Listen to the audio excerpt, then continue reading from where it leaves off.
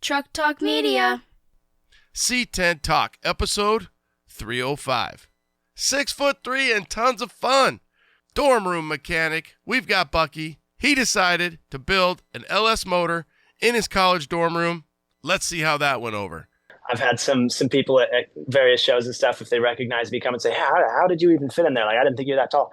But I figure it's funny, first of all. And I figure I've already done about the biggest engine that I'm going to need to do in it. So, if I can fit a Chevy V8, I can fit just about anything, as long as I don't get too carried away. And it's a blast. I don't know. It's a good time and a pretty funny little car to have converted into a shop. So, damn, son. Hey, guys, let me tell you about LMC Truck. Keeping generations on the road. Think about that. It's pretty deep. So whether your truck was handed down or something you went out and bought, odds are you were handed a bunch of paperwork, maybe a folder. In that folder was probably the catalog. You know the one, the most up-to-date and detailed catalog available today. It's like an encyclopedia for our trucks. Their website is just as detailed and informative. lmctruck.com. lmctruck.com. So whether you're restoring old memories or creating new ones, LMC Truck is here to help. They're more than just a parts company. They truly understand the lifestyle and passion of owning a classic truck. So get out there and get to work on your truck and know that LMC is here to help. You can get online, lmctruck.com, and order your free catalog today. Keeping generations on the road. lmctruck.com. Let me tell you what Melbourne Toast is packing right here. All right, we got 411 posi track out back, 750 double pumper, Edelbrock intake, scored over 30, 11-1 pop-up pistons, turbojet, 390 horsepower. We're talking some bucking muscle. What does that do? Does that blow your mind? That just happened. Welcome to C10 Talk, your C10 truck podcast. And now I have a chance to be the best, maybe the best in the world. My old man is a television repairman. Got the ultimate set of tools. I can fix it. I said I got 50 cents in that jukebox, and all I can hear is your mouth flapping. You hear that? Here's your host, Ronnie Welch.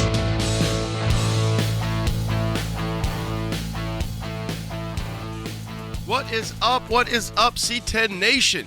Taking you out in style. We've got Bucky, the dorm room mechanic, and just looking forward to getting to know this mechanical engineering student.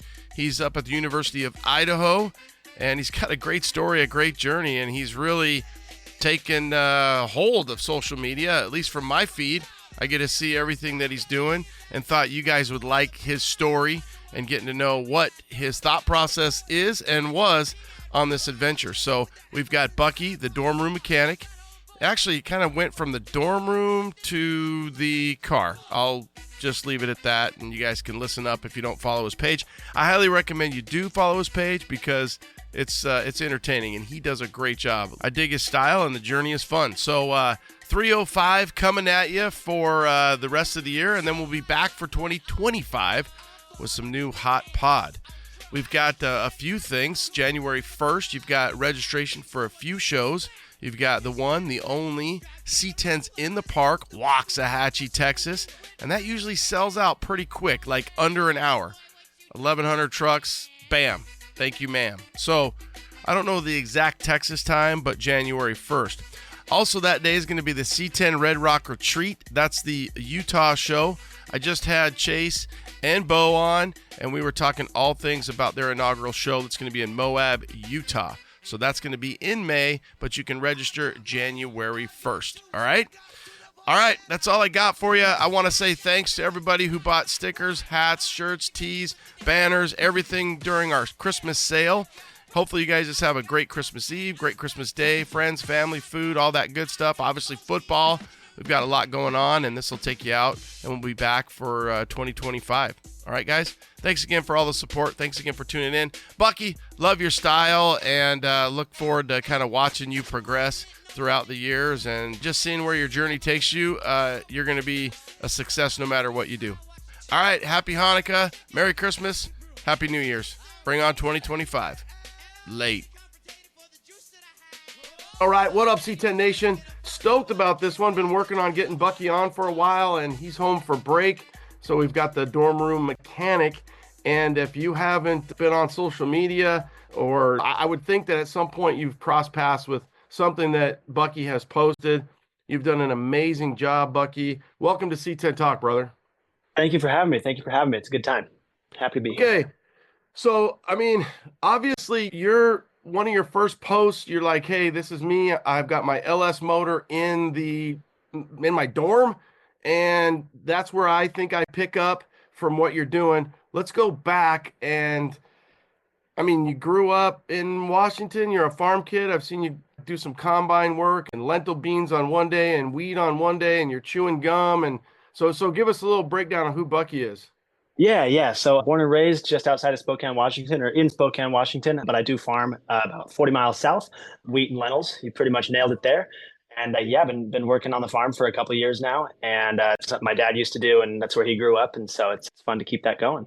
Yeah. You think I do, but somewhat of a rhetorical question. Think farm kids are so much more mature because they got to work, and they're more mechanical. There's an aptitude there that they learn just to fix shit on the fly. Really, it's like, hey, you don't have time to drive to the Napa or to the hardware store, so you got to try to do some in the field ingenuity. Mm-hmm. Yeah, I could see that. I think it's really just a matter of problem solving. So I've only been really working summers on the farm since high school, and that's about when I started working on cars as well. So at the end of the day, it's really just all problem solving, and it's a fun time. I don't know, it's exciting stuff. Well, from your dorm room filing system to your reverse leverage physics catapult to get a motor out, you've obviously have a lot of fun. Okay, so before we get into what everybody at your school thinks, you grow up in Spokane.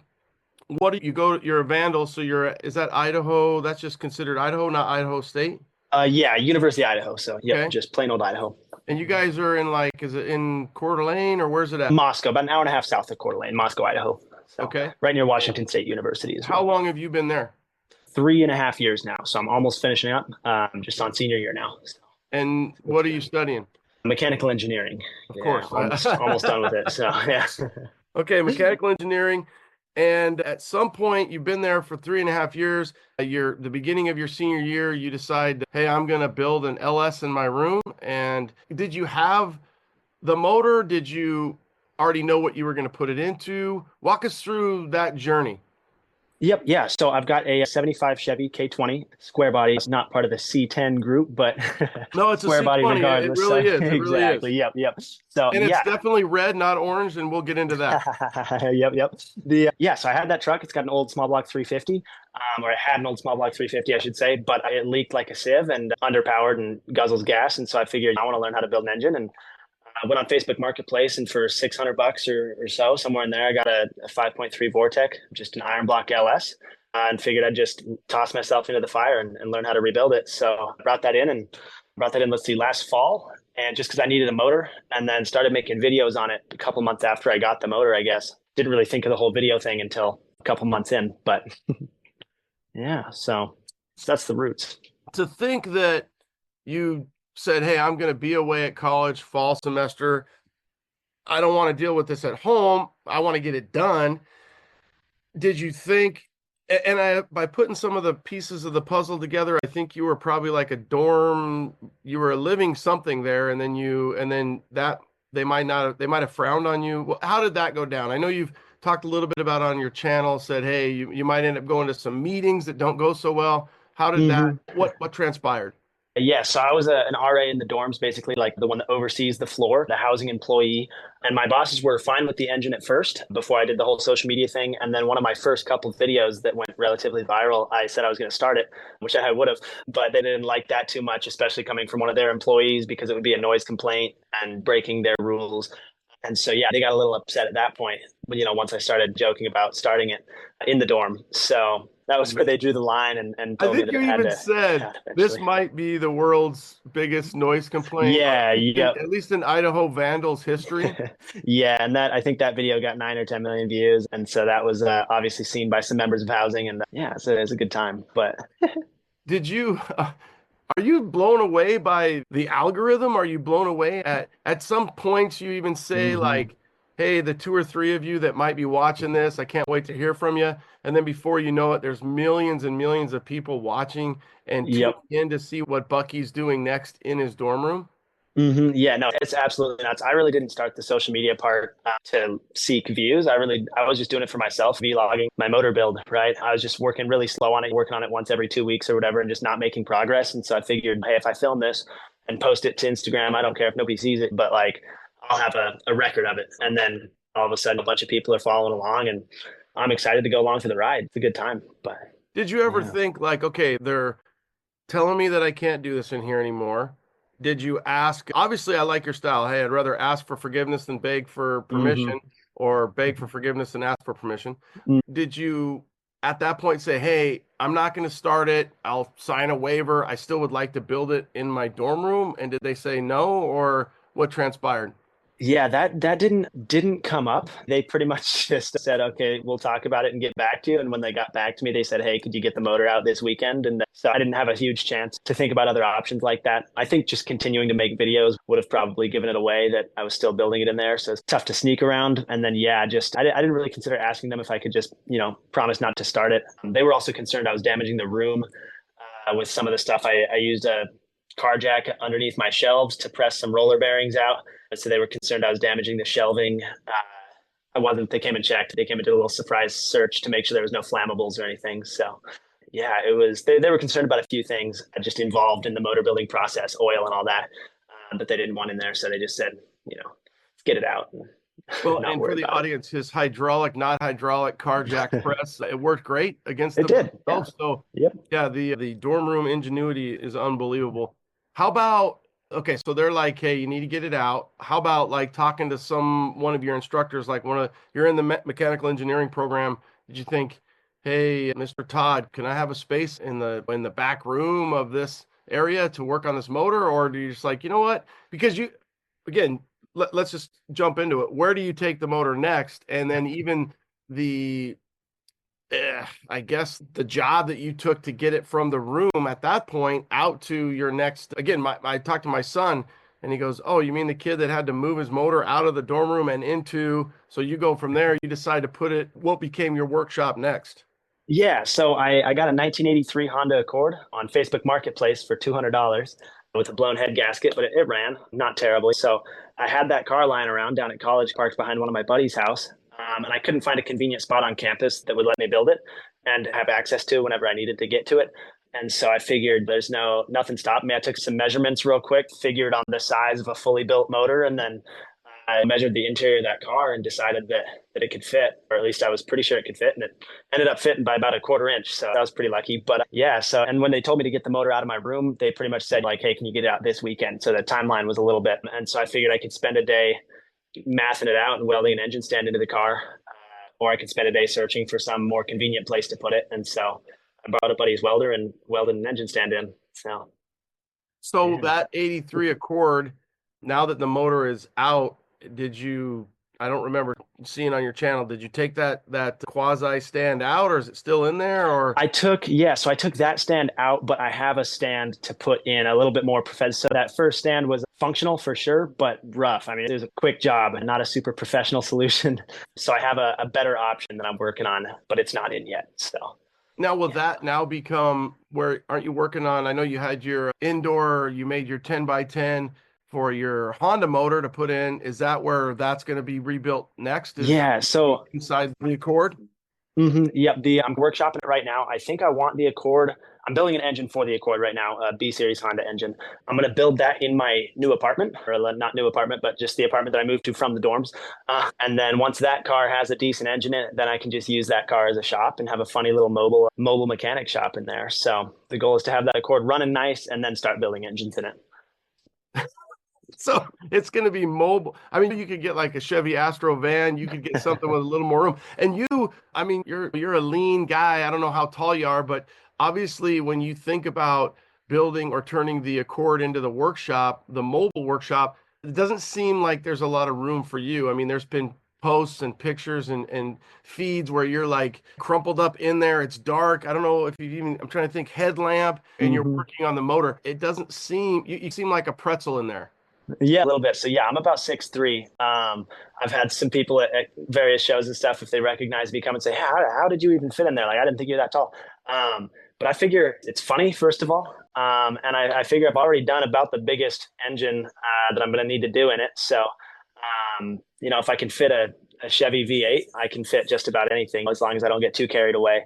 And it's a blast. I don't know. It's a good time and a pretty funny little car to have converted into a shop. So it's got the comedic value. I think you got to hear this, and I absolutely just love this about you, like almost to the perspective of adore this, that you are like, here's the easy path. I could go get a van, I could do this, and here's the most fun path, or the challenging path, or the path that do the bravado to do what you do is just, again, it's like the path less traveled. Why would I do that when I could get the experience of just the funness of it, and whether or not I can even make it, and then the challenges of that. What does the people around you, your friends, your family, your college classmates, I mean, do they laugh? Do they subscribe? Are they like, dude, you're freaking crazy? Yeah, no, they all think it's pretty fun. All my buddies have been very supportive. A few of them helped me load the LS into the car kind of thing. And I park it behind one of my buddy's house in an alley behind his house kind of thing. So it's an absolute blast. Everybody, like classmates and stuff, have all thought it was pretty cool, especially right when it was first taking off. Just people going up to me like, hey, what's this? And showing me my own videos. It's pretty spectacular, but super supportive. My family loves it. My dad's been a huge help, just helping me move cars around and stuff. And get everything. I'm an hour and a half away from home, so I've got my projects are split between college and at home kind of deal. So yeah, it's been amazing though. Everybody's been super supportive. So you've got the red 75. Is that hand-me-down? Is that grandpa's truck? Is that something you just picked up? What's the story with your truck? Yeah, so that was parked in my grandparents' barn down where I farm, and it was just parked for probably 15 years, rotting away. And at one point, my grandpa said if I could get it running, I could have it. And it was missing the starter. Some thieves had stolen that and torn up some wiring and stuff.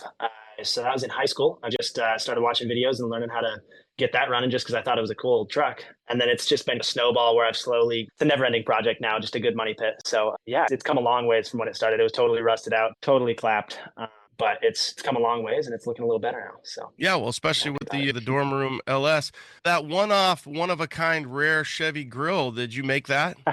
Yeah, so I made that kind of as a joke in high school. It was for fun because my grill was busted. The old plastic on those just crumbles, and I didn't want to spend money on a new grill. But I was in a high school welding class and thought it'd be funny to use some square tubing and get crazy with it. So yeah, it's not the most attractive grill of all time, but I think it's fun and I don't really care. So.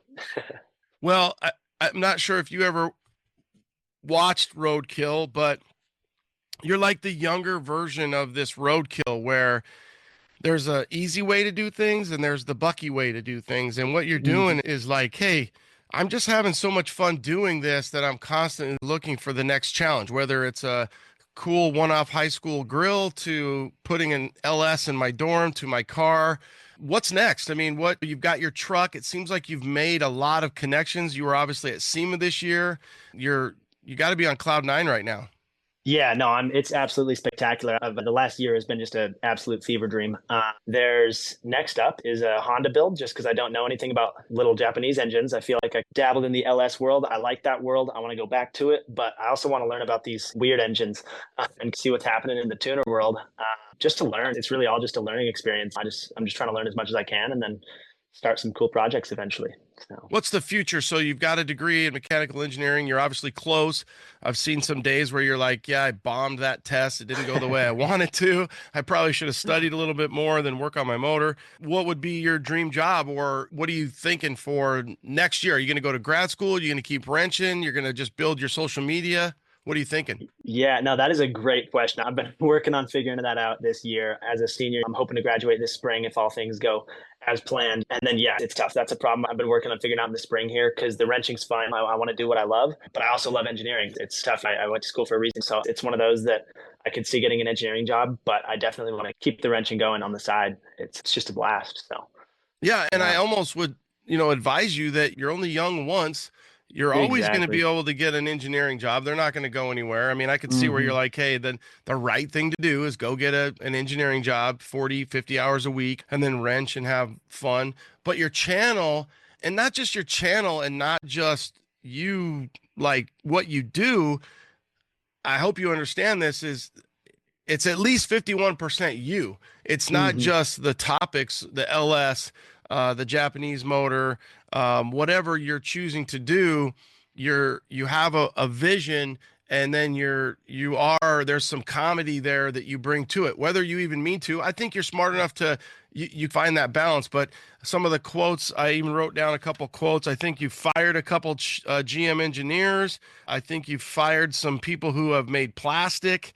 Obviously, you're colorblind, so let's talk about that with the audience. That's really fun, where you're like, yeah, this truck is orange, and then you do a colorblind test and you prove to us that you're 100% cannot see orange red. It's true. Yeah, no, I'm relatively colorblind. I don't know. There's definitely people worse off, but yeah, it's a good time. And I swear the truck looks more orange in the sunlight. You catch it in the right light, it'll look a little more orange, but it also is fun because people argue about it in the comments, and some say red, some say orange. So yeah, for sure. What have you looked at the build sheet? Is it in the glove box still? Does it say crimson red or? It is. Yeah, I believe it is the crimson. I don't remember the exact Chevy code, and I repainted it the original color. Before I repainted it, it really was a lot more orange. The 50-year-old sun faded. You take that red and put it out in the sun for 50 years, and it looked more orange, and then the repaint made it look more red. So I repainted it the original color. So and again, for the audience, crimson red does look orange. It looks I don't know if I'd call it an orange red or a red orange, but it is after 50 years of that orangey red. It definitely looks that way. I think when you see it in the barn outside of the sunlight, especially with the repaint, it's funny because your grill Chevy looks orange and then your truck looks a little bit more red for the people that aren't colorblind. That's what I'm seeing. Yep. Yeah. And I think the grill might even be different paint. So it very well could be more orange. I don't remember exactly how I painted that one. So from the engineering perspective, being a mechanical engineer, there's so many options for you. Do you have anything? Do you have like an internship that you're going to do, a lead or something that you're like, this would be my dream mechanical engineer job?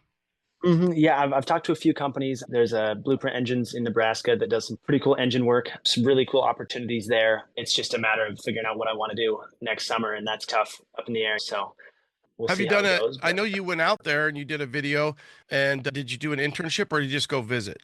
I've just visited them, and then I went to SEMA with them. And they're great. They're amazing. Dream job. Tougher location, just being in the cornfields. So, but yeah, they're amazing. And yeah, I haven't done an internship with them. The internship I have done, I basically built an agricultural seeder 2 springs ago. But yeah, so no internships super relating to mechanical engineering other than a couple of years ago. So what about some of the companies do you find that because your social media has taken off, that they are reaching out to you? Do you, like, you've done some stuff with Napa, obviously Blueprint. Do they reach out to you? Do you reach out to them? Is it just, hey, this is fun, I'm just along for the ride, and some people call me and I team up with them? Yep. Yeah. It's typically people reaching out. I've tried to reach out, especially right when I was first getting started and first had that viral, just looking for ways to pay tuition with that. You know what I'm saying? I've reached out to some people, but typically reaching out to them just doesn't work as well as waiting for people to reach out to you. So yeah, I've been very fortunate, and I'm blessed with that in that regard, to be able to work with those guys. And yeah, like you said, Napa, Blueprint, there's a few other companies. Motor Mia is one that I've considered and looked at a little bit as well. So it's all a spring problem in my mind. I got to think about that more as the year progresses and figure out where I want to go. But yeah, let's not forget Dickies. I think you were all warm and bundled up in your mobile shop, and they gave you a sweatshirt. So it's funny how those small marketing partnerships, and you're just like, hey, I'm just doing this for fun, and maybe you didn't even anticipate that. I got to think that you didn't think that you would blow up to the way you have. Not at all. No, I really didn't intend on blowing up in any way. So do you feel that there's a pressure there now that you again, you started it, you were doing it for fun. I still really do feel like you're doing it for fun. Do you feel like there's a pressure there to make sure you've got, hey, I didn't do a post or something this morning, I need to do a content creation now? A little bit, but not really. I mean, at the end of the day, if I just deleted social media and hopped off, I'd be right back where I was last year at this time. So it's not really a part of my life that is like super, I try not to care too much because it's just social media at the end of the day. I'm just making these videos for me. And people happen to watch them, which is great, and I love that. But it's not one of those that I want to care about too much, because then I think the quality of content kind of can go down. So, What about, I like that perspective, and you're smart to have that. So your parents definitely raised a kid who just knows, like, hey, this is for fun. And if it becomes too much of a job, then it won't be as fun. What's your other extracurricular things? Do you find that you're pretty much just on Marketplace wrenching and finding projects? Do you have a girlfriend? Do you have a boyfriend? At one point I saw Vandels wrestling. Do you wrestle? What else do you do?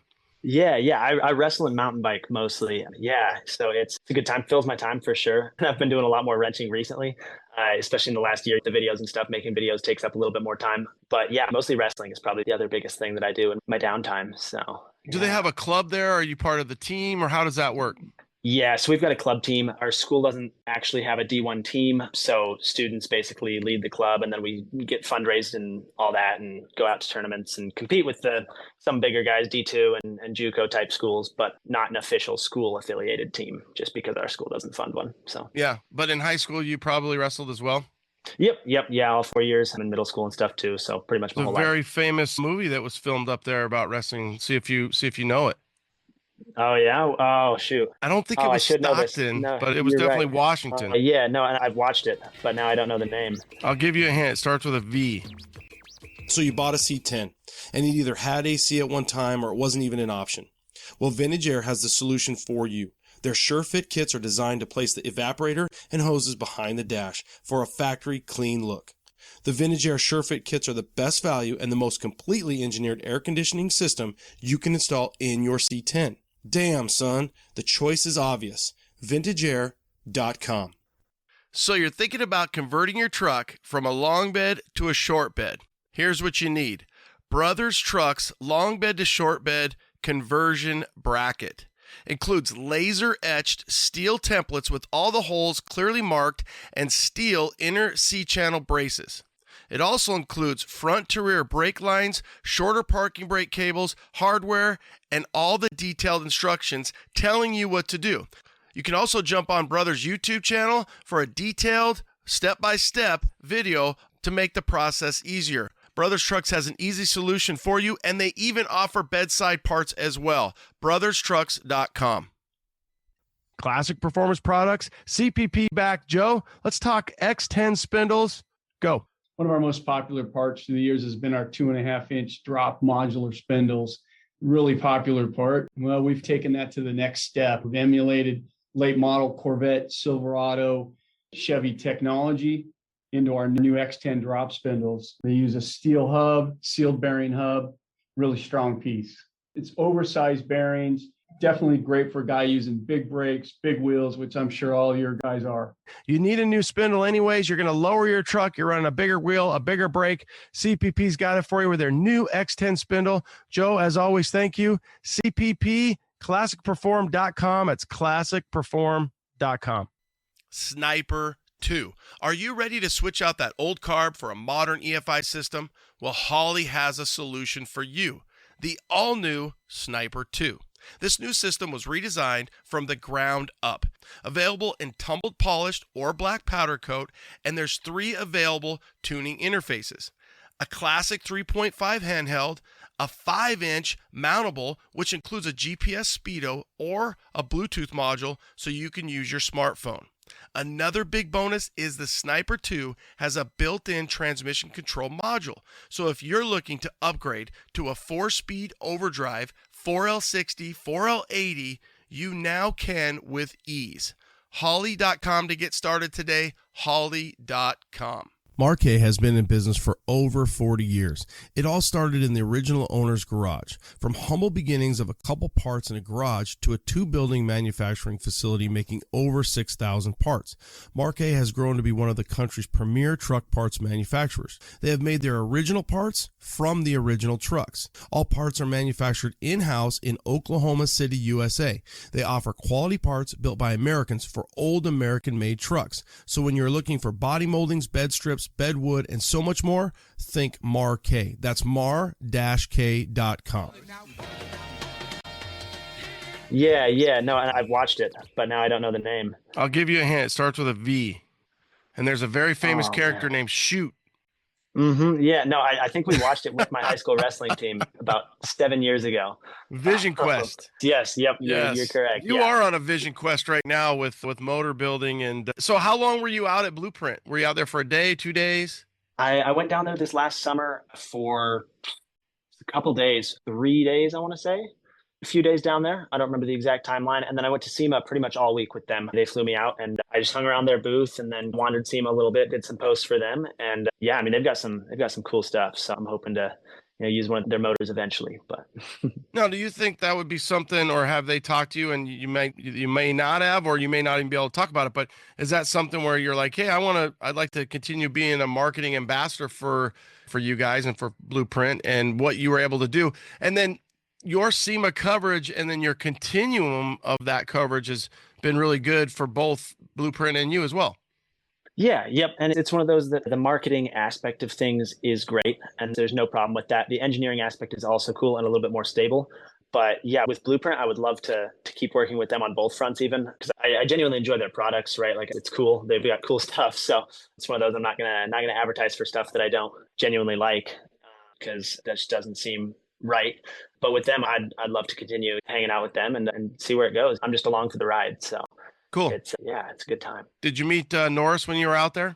Yeah, yep. Awesome guy. What a story, right? Yeah, the starting that in the 80s and it's grown into something spectacular. I mean, they're producing a lot of motors. So Yeah, and to think that he just made that flex and changed things up, and they were redoing motors, and now they have so many different options. What do you think about the youth of it, right? So you're a young guy, you're in your senior year of college. Do you think that it's something that's going to die out? Do you think it's something that's continuing to grow? grow, I think it's growing in a different way, right? I mean, it's the hot rod culture of cars is for sure a little bit less now, just because you don't have. I mean, I guess maybe someday when I'm the old guy, it might be considered hot rodding, but I think there's a lot of people that in this age of not necessarily wanting to drive cars, anybody who wants to drive their car and wants that experience, I think is closer to being considered an enthusiast. So I think it's just changing a little bit. Where we're not necessarily seeing people that are engine swapping things daily, but anybody that decides to put different rims on their car, I think is getting closer to that world of just dabbling, dipping their toes in the water. And I think whatever they do is cool. Yeah. So I think you're right. I think it's definitely changing. I think you brought it up, like the older Hondas, I obviously the Celicas, the WRXs. What's your go-to? If I said, hey Bucky, here's 50 grand.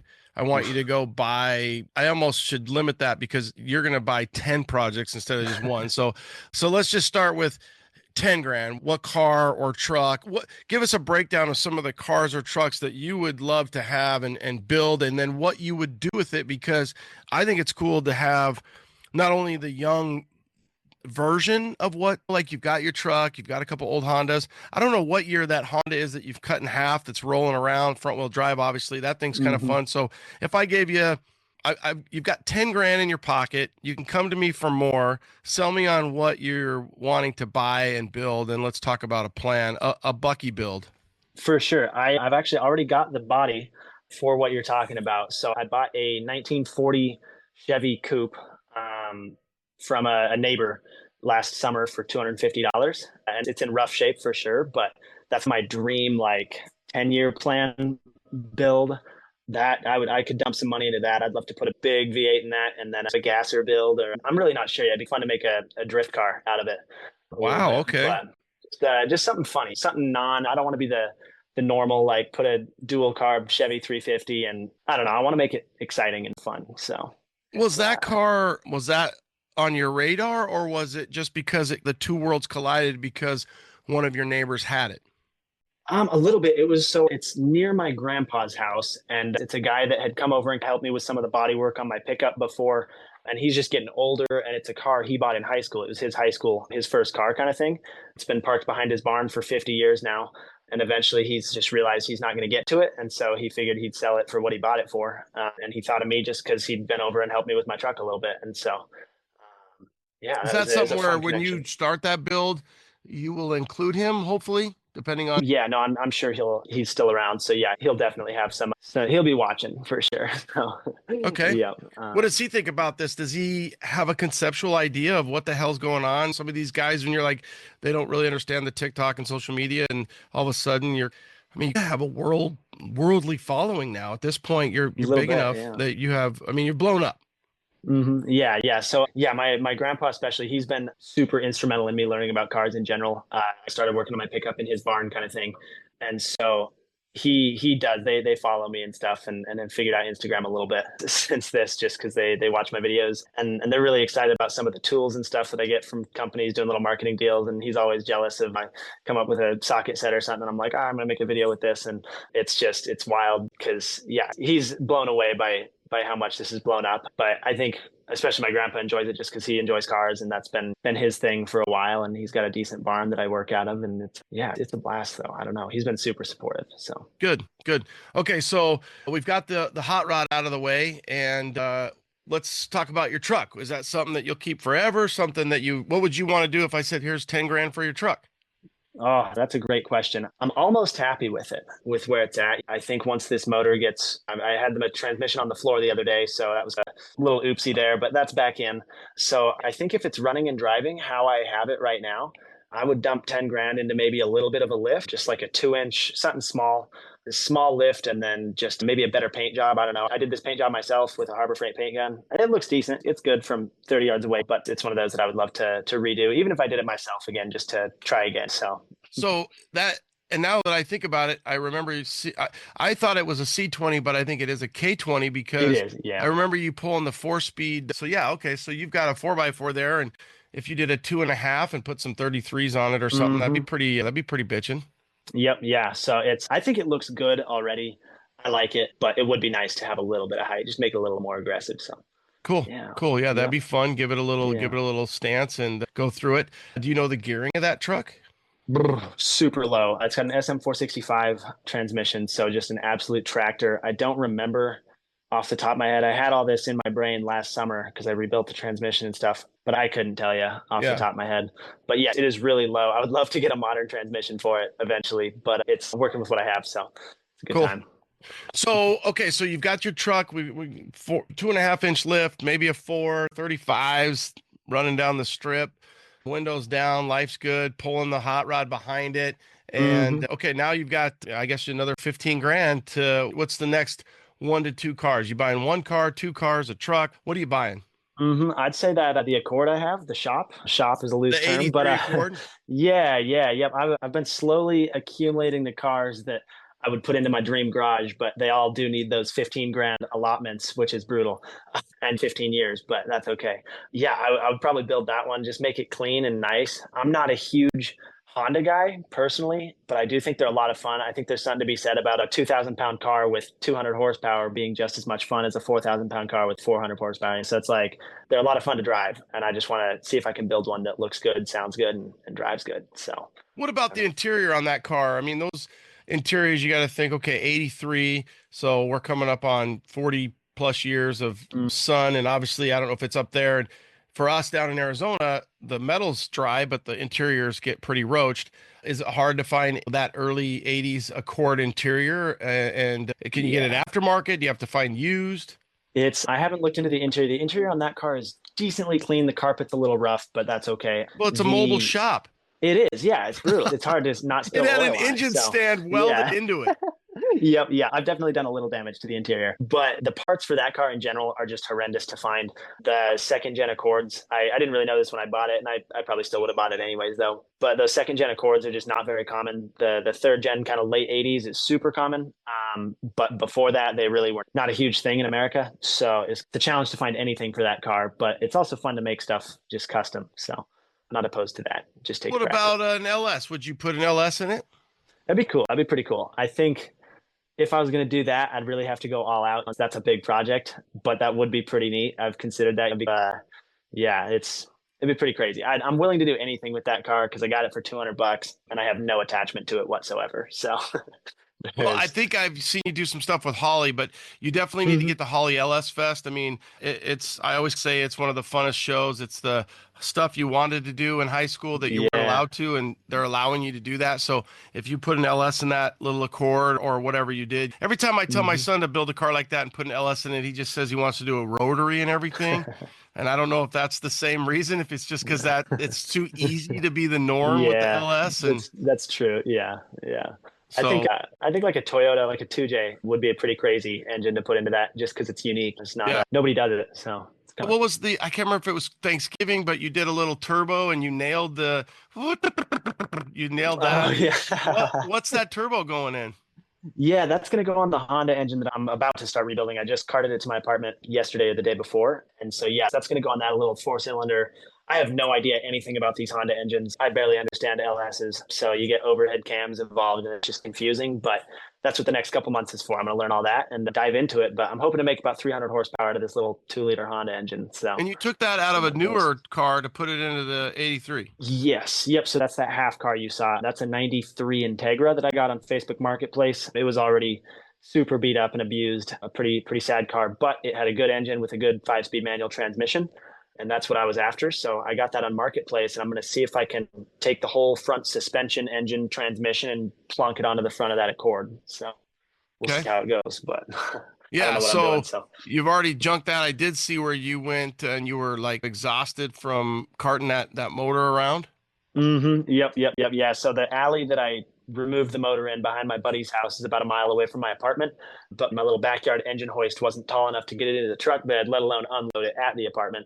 So I just tossed it on a hand truck and walked it over there. It took about an hour, but it was a good time and nice night. So not too bad. Yeah. I mean, you're like I said, you're making it fun at every juncture along the way. You continue to make it fun.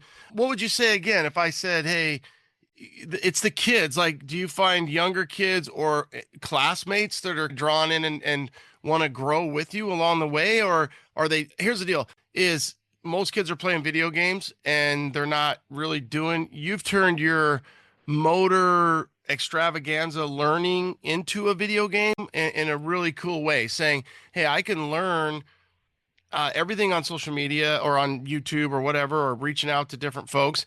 You've made connections, and I feel like you're playing a real live Bucky's builds, motors, video game to the point of I'm getting kicked out of my dorm room. Now I'm building one in the back of my Accord. I just carted my little motor all the way around my dorm and I'm exhausted. Do you ever look at it that way? Like you're literally you've turned your free time into this fun, actual learning experience game. Yeah, no, and it's pretty crazy. I'm really just, the whole project started because I was seeking to learn how to build a motor.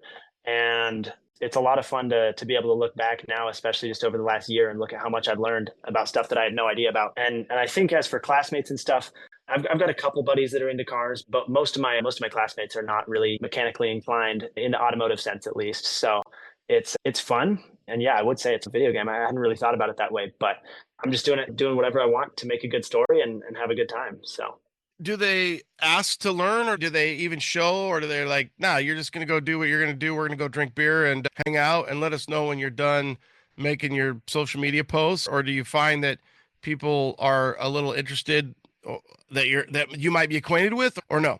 Mostly the prior. I've got a few buddies that'll come and hang out, and I've got one or two that have started some Instagrams and posted their cars a little bit more because of it.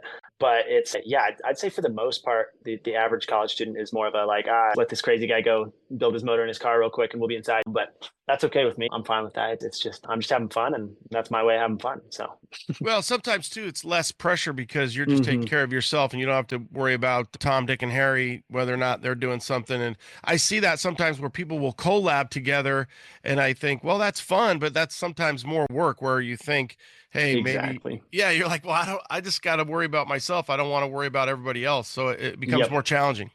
It does. And I've had a few times where people have offered to film for me or edit for me and stuff. It's just a challenge to manage people more than I can just set up a tripod and if you watch any of my content, it's really not edited well. It's just spliced together clips kind of deal, nothing crazy.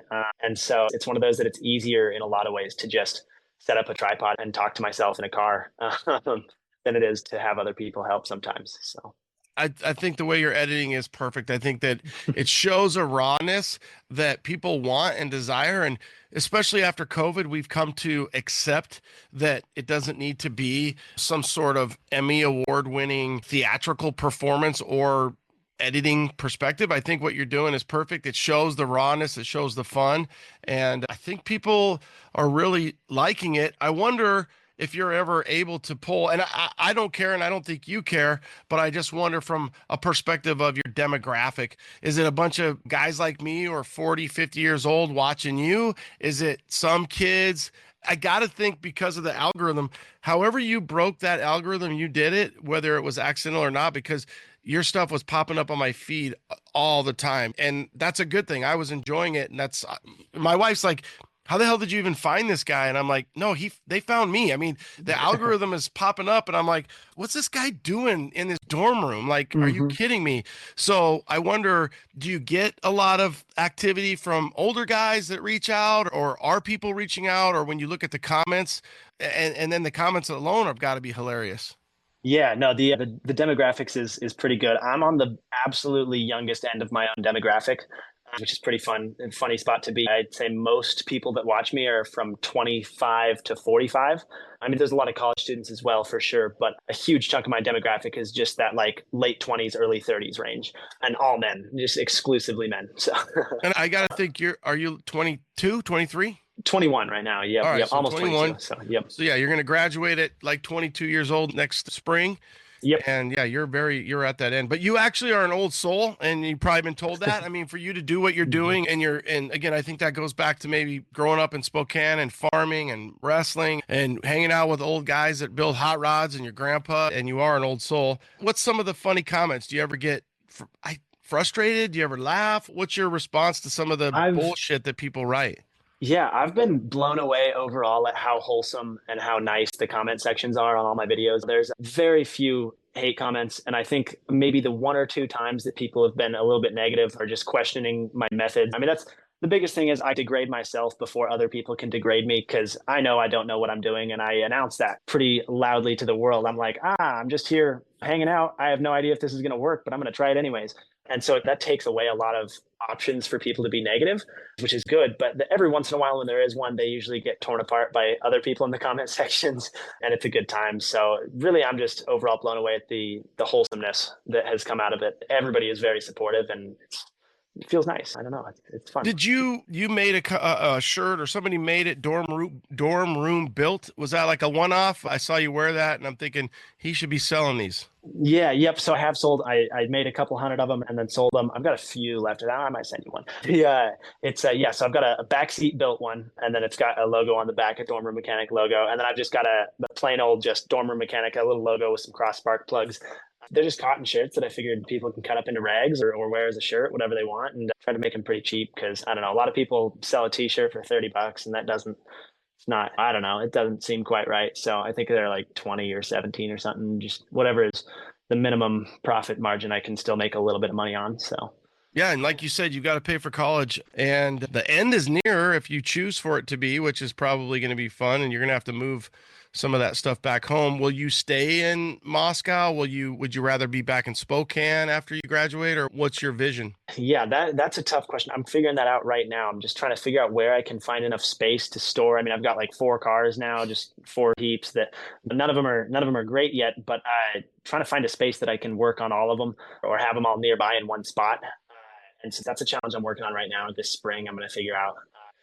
My grandparents is nice, but I don't want to take up their entire barn with junky cars. So a little bit of a challenge, but they might like that. To be honest with you, you're coming around and you're there, and your grandparents are probably like, hey, we don't care. We get to see Bucky and we get to help him. And it sounds like your grandpa's a car or automotive enthusiast as well. Mm-hmm. Yep. Yeah, no, and it's fun. And that's where my hot rod is right now, and my pickup, actually.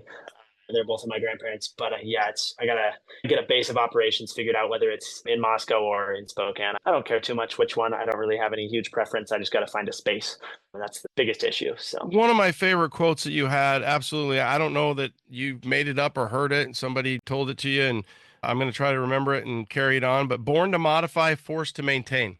Oh yeah, yeah. I don't even remember where I saw that first. I saw it somewhere, probably on Instagram. I don't even know, but I mean, that's the life. Yeah, that's how it goes. It's brutal. Well, and so many guys, and I guess we got to include, there are some females out there now, but from when you're a little kid, whether it's your Hot Wheels, an RC car, your skateboard, your bike, a model that you built, and you just work your way up. And we've been lucky to really have that. I do think your generation has really evolved more into games, and they see a lot more iPad time, but it's cool to see that people are still, like you said, they're born to modify, they're forced to maintain. It's like, I still got to get to work.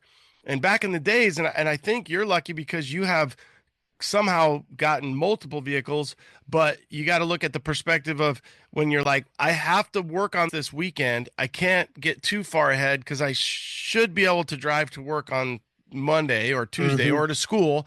Do you ever find yourself in those positions where you get in over your head and then you're asking mom, dad, grandma, grandpa, a classmate, I need a ride. I need we didn't have Uber back then. So there was no just calling somebody to give you a ride. You had to figure out whether that was a skateboard or a bike or whatever the hell it was to get to where you needed to go that next week.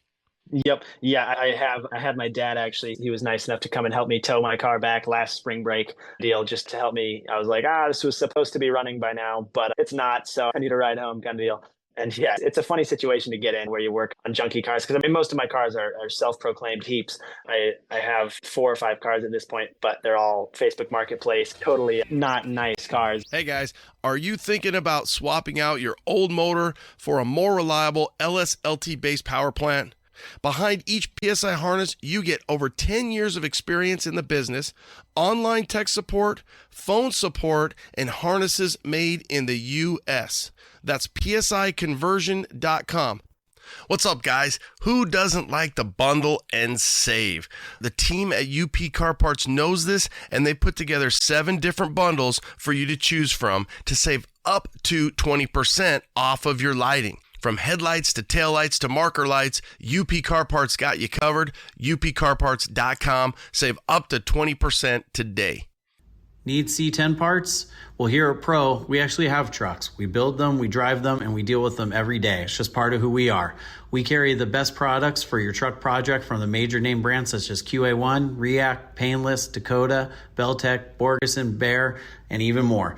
Give us a call or check us out on the web. You've heard me talk about my gauges, Dakota Digital. I love them. Dakota Digital has the best gauges for our trucks. These kits are complete with sensors for any engine. They look just like the stock clusters, but have all the technology you'd expect from Dakota Digital. It's like a modern truck, but even better in a classic. Dakota Digital is absolutely the best in aftermarket gauges, so check them out at dakotadigital.com. dakotadigital.com. Yeah. So all my cars are real junk, and that can definitely lead to some situations where all of a sudden you find yourself having nothing to drive. But I think that's part of the adventure. It's fun, and it definitely helps when I've got family that's very supportive and close enough. I go to college only an hour and a half away from home, so it's not some horrendous drive or a flight that I have to figure out. So the pressure's not on too much. But yeah, I've definitely been in that situation. All of a sudden, I have no functioning vehicles right now, but. What made you pick Idaho over isn't Gonzaga? That's at Stockton or in Spokane? Yeah. University of Idaho has a good engineering program. It's cheap relatively. And I don't know, I went and visited and liked the campus and liked the engineering program. So I don't know. There's a few good options. I really didn't have any huge aspirations on any specific school. So. Yeah.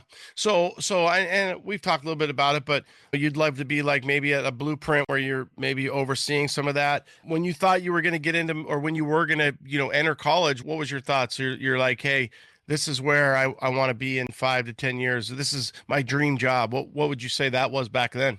Yeah, it was for sure on the agricultural path, not the automotive path. Auto stuff, car stuff was really just a little side hobby, just having fun with it. I entered college looking to go into agricultural engineering, kind of work for John Deere, some big tractor company, basically design tractors was my goal, and still would be awesome. I'm really not opposed to that still.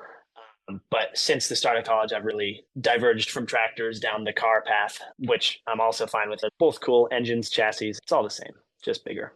Yeah, for sure.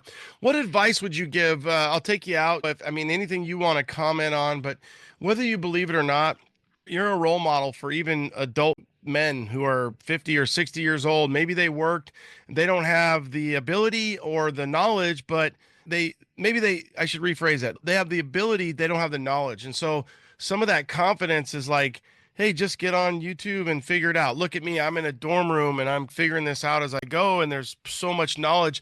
If somebody wanted to take on a project, whether it was an LS, a C10, a F100, a Honda, what would you give them no matter the age? What would you talk to them, or what would you say has been the advice and or funnest thing you've learned and accomplished along the way? Yeah, that's a great question. So I guess as a little bit of backstory first on myself, as of high school, when I first got my truck and first started working on that, I didn't know how to use an angle grinder kind of thing. I was so new, so fresh. And then I started working on the farm a little bit and working on pickup and slowly just fell down that rabbit hole of mechanics and wrenching.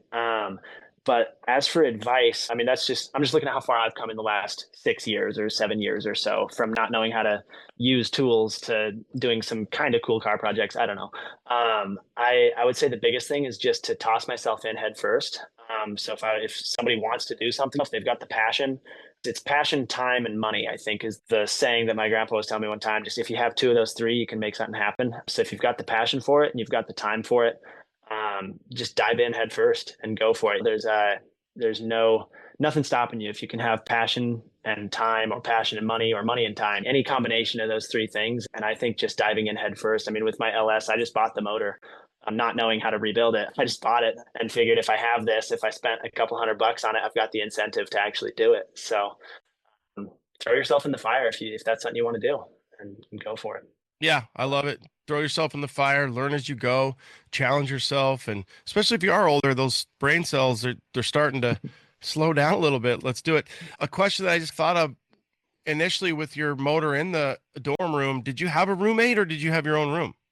Yeah, so I had my own room, but I had a buddy living with me. So a roommate, but it was more of he was just hanging out. So he got kicked out too because they found out about him unauthorized living in there? A little bit. I mean, they never really knew or cared about that. He wasn't there all the time, but he had his stuff there at least. So yeah, no, and then we're actually roommates in an apartment now, so it's a good time. But yeah, that was fun. But he never really cared too much. I kept the engine in the corner and it wasn't ever a huge issue. So just stunk up the room a couple times with cleaning parts and stuff.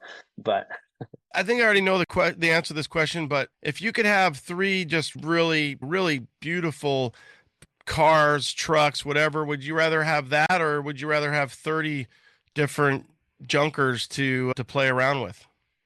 Oh, that's a great question, actually. That's tough because I'd like to have three beautiful cars that used to be my junkers. That's the goal.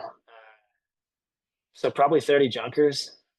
Well, I can tell you, I hope I don't burst the bubble, but once you get those junkers to be the three really nice quality ones, you sell them so you can have more junkers. Exactly. There's a lot of guys that they just like the build as much as they like anything. So we'll meet guys along the way, and you probably know a few too. And it's like, did you even drive that thing 500 miles? Or like, no, I don't really care. I built it. I just want the build. I want to break it down, tear it up, and build it and have that adventure. So almost like you said, jump into the fire. A lot of guys will it's like, dude, if you've got this space, the one thing you have when you talk about passion, time, and money is you just don't have the space. And I love that you're able to find that space, and you're just like, dude, I'm not going to let space stop me from having fun.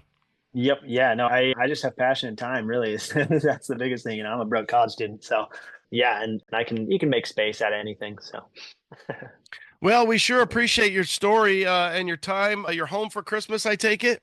I am. Yep, happy to be home and got the whole family here, so it's a good time. Just one sister and two parents. Will you, when you're home and it's the winter, do you go down to your grandparents? Is farming completely shut down right now because of the weather? There's some winter work happening. I'm not super involved with that. It's like they'll get that taken care of. It's some family friends that like work the farm now, and I work with them in the summers, so I don't have to worry about the winter work. They're taking care of that, and I mostly just work harvest, and sometimes a little bit of other. And then for you to get down to your grandparents, where the trucks and cars and the shop and the barn are, that's about 40 minutes. Yeah, so I've got one set of grandparents is about 40 minutes south, and that's where the farm is. That's where the barn I got my truck out of, And then I've got the other set of grandparents. It's about 20 minutes north, and that's where the truck currently is, and the work cars and stuff. Yeah, so it's a little confusing. 2 sets of grandparents, similar area, but yeah. So no, that's really cool. I wish I'd have known that, and it makes sense. You're like, hey, my dad's dad gave me the truck, and my mom's dad is the one who's letting me work on it. And then it's funny because those 2 parents or grandparents know each other, and they know Bucky's doing this, and they're like, what the hell's Bucky doing now? And your dad's stoked that you're doing it, and your mom's dad is stoked that you're doing it. So it's a win. Yep. So yeah, it's a good time. It's okay.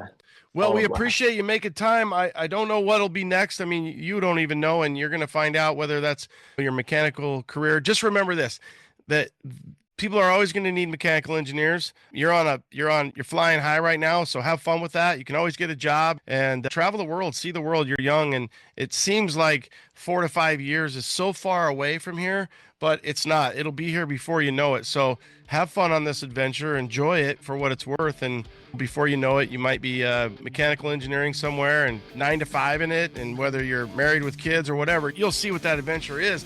But you have a unique ability to really, your style's great, and I love it. So I think you just need to keep doing it. And again, if I love it, I think my audience loves it, and I think people are loving it because you wouldn't have the following that you have if it wasn't for that.